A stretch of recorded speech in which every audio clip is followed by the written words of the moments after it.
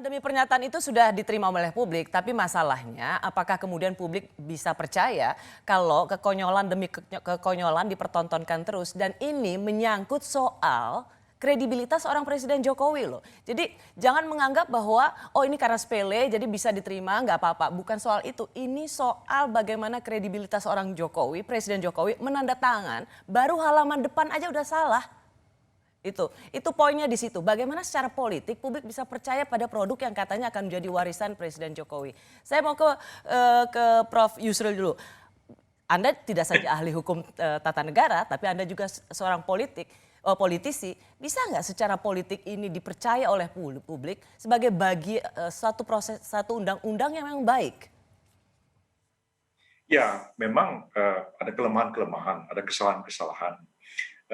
Kesalahan-kesalahan itu kalau kita lihat secara jernih ya satu kesalahan yang memang harus diperbaiki, tapi tidak menyangkut substansi. Substansinya pun sebenarnya banyak sekali masalah di dalam undang-undang Cipta Kerja ini. Anda melihat Dan masih ada masalah juga ya secara substansi loh? banyak sekali masalah yang ada. Itu sudah saya tulis kemarin. Masalah-masalahnya itu juga adalah pengaturan-pengaturan yang agak prinsipil itu bagaimana kita mengubah undang-undang dengan cara prosedur omnibus itu sendiri kan masalah juga kalau dilihat dari segi undang-undang tentang pembentukan peraturan perundang-undangan. Prosedurnya tidak seperti itu. Jadi ini satu hal. Yang kedua dari segi substansi juga banyak sekali pengaturan-pengaturan yang memang diserahkan kepada PP dan diserahkan kepada Perpres. Ini juga satu masalah ya. Dan kemudian kesesuaian daripada apa yang diatur dalam Cipta Kerja ini dengan peraturan dengan undang-undang yang lain yang kelihatannya juga menimbulkan tabrakan sana sini yang nanti dalam pelaksanaan juga akan menghadapi kesulitan-kesulitan di lapangan. Tapi saya menganggap bahwa apa yang sudah dibuat oleh pemerintah dan DPR itu tetap harus kita hargai. Ya, mereka telah bekerja keras melakukan itu. Dan walaupun ada kelemahan-kelemahan, walaupun sedang diuji di Mahkamah Konstitusi, undang-undang itu tetap sebagai undang-undang yang sah berlaku dan mengikat semua. Itu harus kita sadari. Jadi sebaiknya itu pemerintah memang mengakui dengan terus terang ada kelemahan-kelemahan, ada kekurangan, DPR juga, maka saya sarankan dibentuk tim untuk menampung aspirasi masyarakat, ini kita jalankan, sambil kita perbaiki mana kesalahan-kesalahan dan kekurangan di dalamnya. Dan bagi teman-teman yang sudah sangat lelah ya demo, protes dan lain-lain, terutama kawan-kawan kita dari serikat pekerja, mahasiswa dan lain-lain, mumpung sekarang ini pemerintah sedang mempersiapkan banyak sekali PP dan Perpres ya, terutama di kementerian yang dipimpin Ibu Ida Fauziah itu, Kementerian Tenaga Kerja, maka sebaiknya juga inisiatif dari pemerintah itu mengundang tokoh-tokoh seperti Pak Said Iqbal dan kawan-kawan yang itu diundang dan diminta masukan sehingga mereka ini dihargai, sehingga kekhawatiran mereka terhadap kelemahan-kelemahan pada undang-undang itu mungkin sedikit banyaknya dapat teratasi dengan PP-PP yang dibuat oleh pemerintah sekarang. Dan itu salah satu trust ya, salah satu saluran untuk membangun kepercayaan publik terhadap produk undang-undang ini. Ya. Baik Prof. Yusril. Itu bagus juga ya, karena di MK itu kan kita memindahkan perdebatan di jalan ya ke forum Mahkamah Konstitusi dan perdebatannya menjadi perdebatan yang lebih akademis di sana.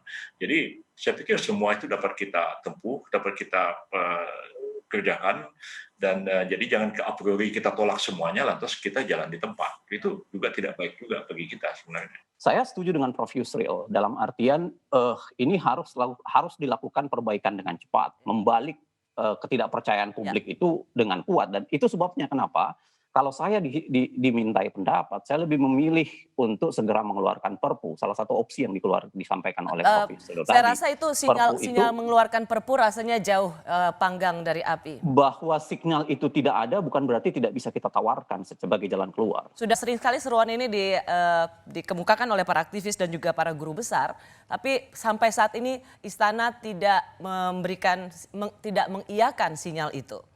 Sebagai staf yang juga bekerja di Istana, apakah Anda akan merekomendasikan hal yang sama, memberikan masukan yang sama pada Presiden?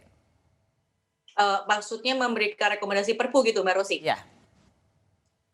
Ini saya bingung nih, jadi mungkin saya harus bicara dari sisi sebagai seorang sarjana hukum gitu ya, karena kan dimintakan pendapat gitu. Kalau saya melihatnya Perpu itu kembali kepada hakikatnya, Perpu itu menurut saya bukan dimaksudkan sebagai alat counter untuk eksekutif pada saat dia tidak setuju satu undang-undang atau dia mau melakukan perubahan, bukan perpu sih gitu, karena gimana pun juga ini kan barang ini hasil kerja bersama antara pemerintah dan DPR. Ya, Inisiatif dari pemerintah kan jadi aneh juga, nggak lucu betul. gitu tiba-tiba Ya, kita counter sendiri gitu kan dengan perpu. Jadi ya. ya pada saat Clear kalau Mbak Dini, menurut saya ini semakin menunjukkan bahwa seruan supaya Presiden Jokowi mengeluarkan Perpu itu sesuatu yang sangat mustahil. Karena inisiasi Undang-Undang Omnibus Law ini memang lahir dari niat seorang Presiden ya Jokowi di periode kedua ini untuk pemulihan ekonomi nasional. betul, betul, Lucu betul. rasanya kalau kemudian dia sendiri mengeluarkan Perpu. Ini adalah pasti posisi yang juga sangat tidak mudah. Tapi pertanyaan terakhir saya untuk seorang Dini Purwono adalah bagaimana Anda bisa membangun kepercayaan publik pada produk yang sampai saat ini masih sangat kontroversial, apalagi hari demi hari mempertontonkan kesalahan demi kesalahan. Ya, oke. Kalau menurut saya, kalau kita mau fair gitu ya, menempatkan semua pada proporsinya, kita harus akui bahwa ini adalah hal yang baru. Kita belum pernah melakukan hal ini sebelumnya, gitu. Kemudian dengan segala keterbatasan tadi, gitu kan, yang paling krusial sebetulnya dalam hal ini adalah timeline, Mbak Rosy. Hmm. Ya, timeline-nya ini entah kenapa kok kayaknya memang sangat ketat. Jadi saya sebetulnya juga ini bukan bermaksud menyalahkan atau apa ya, Bang Arteria, tapi saya juga kaget gitu loh, kenapa Pak paripurna itu kok cepat sekali. Tapi memang kalau misalnya tadi Bang Arteria bilang alasan COVID itu tidak masuk akal, tapi yang saya tahu salah satu alasan DPR kenapa ingin segera mengesahkan karena memang ada 18 anggota DPR yang kena COVID karena pembahasan Undang-Undang Cipta Kerja ini. Kemudian ada alasan reses gitu. Menurut saya sebetulnya kan kalau memang tidak sensible timeline-nya gitu ya. Kenapa harus dipaksakan untuk ketok palu tanggal 5 Oktober cuma karena reses. Tapi bukan pointing Jangan finger, cuma ditanyakan sama kami yang di kita DPR, harus Mbak Dini. Bang Arteria, saya belum selesai bicara. Jadi menurut Iya, saya jangan ini sudah ditanyakan ya sama saya. diatur, Tanyain sama kita yang di sana. learn bahwa ke depan jangan menganggap enteng suatu hal yang seperti ini kan hal yang belum pernah kejadian sebelumnya gitu ya. Tapi cara kita semua bekerja itu dari timeline-nya itu semua seolah-olah seperti kita memperlakukan ini undang-undang biasa. Ya. Dan ternyata tidak bisa. That's the lesson learned yang kita Ya. mesti ambil. Ya. Jadi ke depan itu harus lebih well planned dari sisi timeline. Karena seteliti apapun juga orang, Mbak Rosy, kalau muatannya sebesar ini nggak mungkin selesai dalam beberapa hari kecuali kita deploy puluhan orang. Ya, Dini Purwono, ini saya rasa pengakuan yang sangat jujur dari orang yang bekerja di istana, ya. Jangan memperlakukan undang-undang yang super penting seperti ini dengan undang-undang seperti biasa. Jadi sesungguhnya memang ada introspeksi ya, bahwa memang baik Anda sepertinya menunjuk kepada DPR sih, bahwa memperlakukan undang-undang yang sangat penting ini, tapi seperti memperlakukan hal yang biasa aja. Ini Ya. saya rasa adalah pengakuan jujur loh. Learn ya Mbak Rosy, kita live and learn gitu kan, kita belajar dari kesalahan, kita become better person every day gitu. Jadi kita belajar besok seperti apa. Dan sekarang saya setuju dengan Profesor Yusril gitu, udah terjadi seperti ini, mari kita pikirkan solusi yang terbaik apa gitu. Kalau menurut saya yang paling iminen yang bisa jelas dilakukan, DPR duduk bersama dengan pemerintah gitu kan, menyisir lagi undang-undang ini, lakukan inventarisasi, masih ada kesalahan redaksional di mana, kemudian kita lihat perkembangannya ke depan, terutama juga kan sudah ada permohonan JR ya, judicial review ke MK, kita tidak tahu bagaimana ini perkembangannya. Jadi kalaupun memang nanti akan diambil langkah untuk legislative review atau perubahan undang-undang, timingnya lagi harus diatur. Jangan sampai kita jadi bolak-balik kerja 2 kali kan. Kita tunggu bagaimana proses di MK, baru kemudian kita putuskan apa langkah yang terbaik untuk melakukan mitigasi dan rektifikasi dari situasi ini.